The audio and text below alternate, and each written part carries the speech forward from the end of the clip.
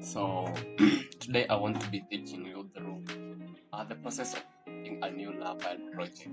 So I use Laravel to create web-based systems, and today I'm starting a new project. So I'll come on my IDE. In this case, it's VS Code because I use VS Code. And I will run the command to create a new Laravel project. So step number one, you have to run composer. Composer now is the command to tell BC that you're creating a Laravel project. Composer create a hyphen project Laravel.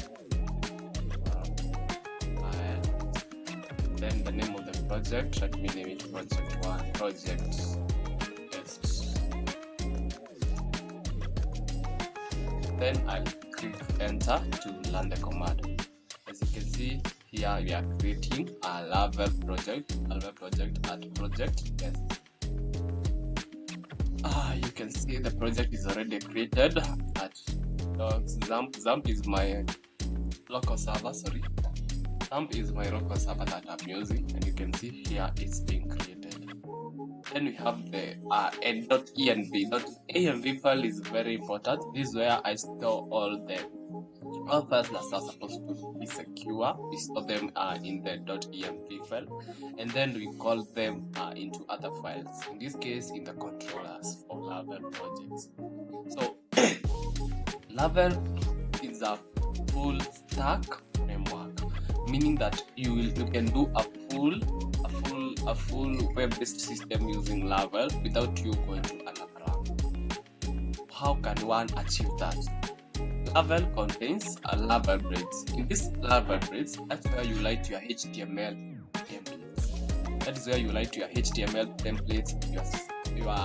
Then you call your CSS file if you are using external frameworks like Bootstrap. If you are using Tailwind, you can make sure that you are going to put them there on the breaks.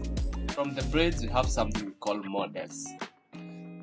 Models are the ones that communicate with the controllers. They also communicate with something that we call the database or migrations. It communicates with the roots. All those files communicate so that they can create a channel towards linking each and every element of your system, that everything will work correctly. You can see we are still installing the Laravel packages. Then the controller, for the controller, it contains the PHP part of it. All the files that you write for PHP, then you write a .php file. Now they are contained in the controllers. That's why you write your function. You declare your function, you write your function, and you indicate what your function is supposed to do. Just still installing the Laravel packages. We are done. It's going to generate an outloaded files. There you go, and you can see application key has been set successfully. One thing to notice and one good thing to appreciate with the Laravel is for its security. To be provided with a secure key for each application, such that this will prevent you from site forgery, and also it's good for your security. You cannot just access anything anyhow. Laravel has a very secure security. Then you are going to run to now open this project. We are going to open it using the change directory command cd. Then how did I name the project? Project 1, project test, right? I can actually confirm that here if I named it project test.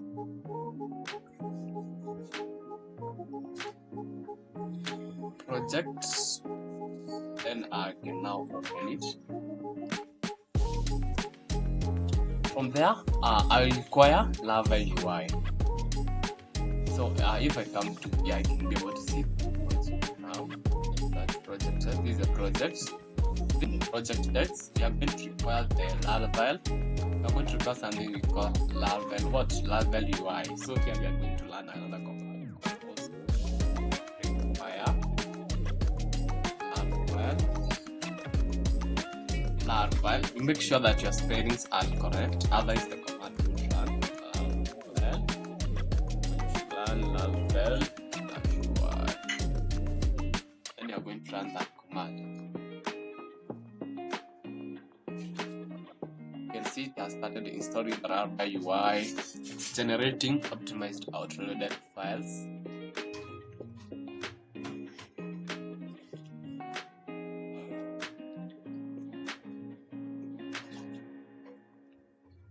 It's already done. Then from there, I'll be using Bootstrap. So I'm going to run the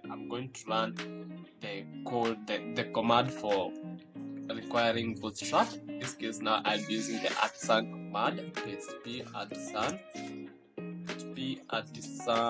@, then we go to Bootstrap UI up and dash out, so that I'll come with authorized. File. Now you can see here, Bootstrap scaffolding has been successful. Now I have the Bootstrap UI. From there, how do you run this? Because I'll be learning using Node, I must run the command to install Node. So I'm going to run npm. I'm sure you are all aware of Node.js. npm install. So this is going to install the Node modules that are going to be used together with the Bootstrap. Yeah, there you go. To install. You can see here as they are installing, you can see here now Bootstrap is installed here. You can actually see the packages for Bootstrap are here, right? You see now the Node modules are installed, Node.js. So the preliminary of you using Laravel, you have to install Node first, you have to install Composer, you have to install XAMPP. All those you have to install. Good. Now you can see now we have already installed the npm. The other command now is run. We have to run npm run build. You can either decide to run dev. I always prefer to run build, so you can build for development and for test. But there you go. Let me run the first command, npm run and enter. It's now building. Both for production and both for local hosts, the one that I'm using to specify for all. There you go. Our project is good to go to test this project on the browser. The command for doing that in Laravel, you have to write the command php @sun up. You can see I've been given a server that is running on this port. So I can copy this URL. I can copy it just the way it is, all control-click. This is going to open in Chrome, which is my default. Good. Now you can see here we have the Laravel basic installation. You can see we have a login and a register. This is now the starting point of the web development. This file, I'm going to show you how we are going to connect the database in the next video. We are going to connect the database, and then the first that you are going to be working with. The basic file that you have seen there that is coming there by default is located in the resources. Under the resources, that's where we store the CSS, the JS, the SAS, and the views. Not the views are the most important. The views is everything that you are going to be seeing on the browser. Under the views, you can see here we just have home. We have welcome. This is the welcome page. This is what we are seeing there. Then we have the home, which has nothing actually, just the session start. Then we have the layouts. Now, if you are making a full bucket system, this is your starting point. Under the views, that's where you create now the folders. For example, if you will have admin, you're going to be creating an admin folder here. Under the admin folder, you're going to create other folders that will specify what the admin will be doing. Under the subfolders, now you create the files. Is it a view file? Is it an edit file?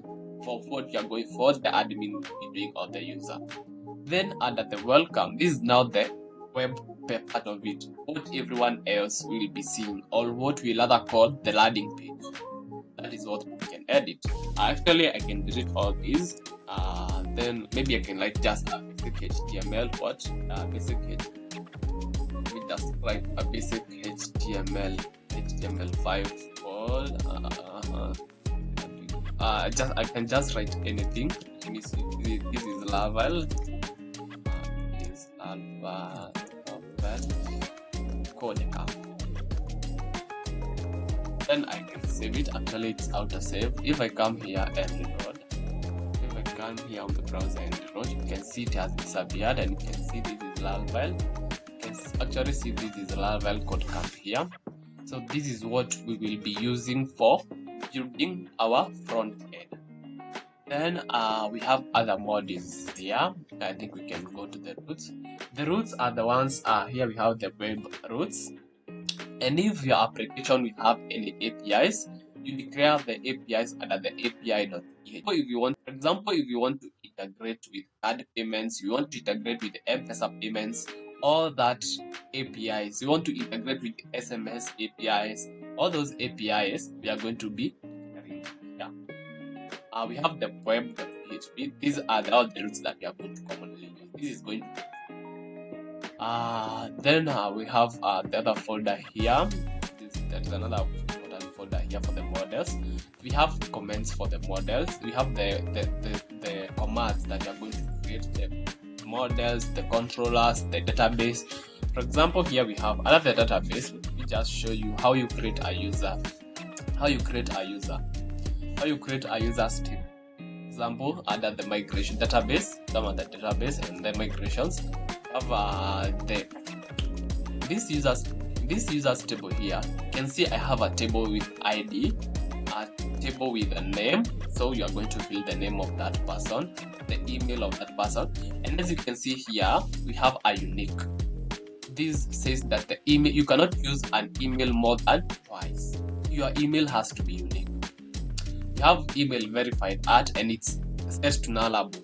Now this is SQL part of it. I told you Laravel has so many languages combined.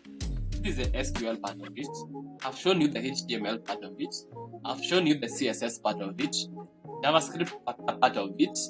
I have the PHP part of it. How many languages are those so far? Those are 5 languages. So it's a combination of all those languages so that you can be able to make a full backend system. That is what I use. These lessons, I believe, are available individually. You can learn each individually before you come to